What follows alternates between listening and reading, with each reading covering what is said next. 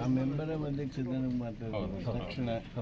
ಆಮೇಲೆ C M ಕುಡಿಯವರು ಮಾತಾಡಿದ್ರು. ಅವ್ರಿಗೆ ಜಾಗ ಕೊಡಬೇಕು.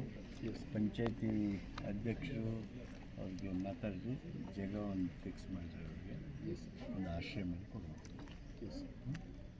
ದುಡ್ಕಂತಾರೆ ಅವ್ರಿಗೊಂದು ಉದ್ಯೋಗ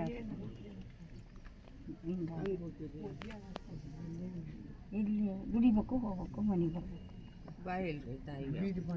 ಉದ್ಯೋಗ ನೋಡ್ತೇನೆ.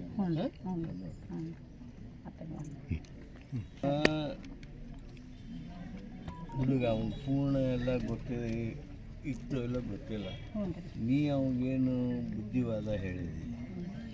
ಅವ್ರ ತಾಯಿ ನಮ್ಮದಲ್ಲ ಅದು ದೇವ್ರದ ಅಲ್ಲೇ ಅಂತ ಹೇಳೇನು ಈ ಜನರಿಗೇನ ಅದು ತಲುಪಲಿ, ಸರ್ಕಾರಕ್ಕೆ ಹೋಗಲಿ ಅಂಥೇಳಿ ಇನ್ನು ದೊಡ್ಡ ಮನಸ್ಸು ಮಾಡಿದೆಯಲ್ಲ ಅದು ನಮ್ಮ ನಿನಗೆ ಅಷ್ಟೇ ಅಲ್ಲ, ನಮ್ಮ ಗದಗ ತಾಲೂಕು ಗದಗ ಜಿಲ್ಲಾಕ್ಕನ ಕೀರ್ತಿ ಹೆಚ್ಚಿಗೆ ಮಾಡಿದ್ರು.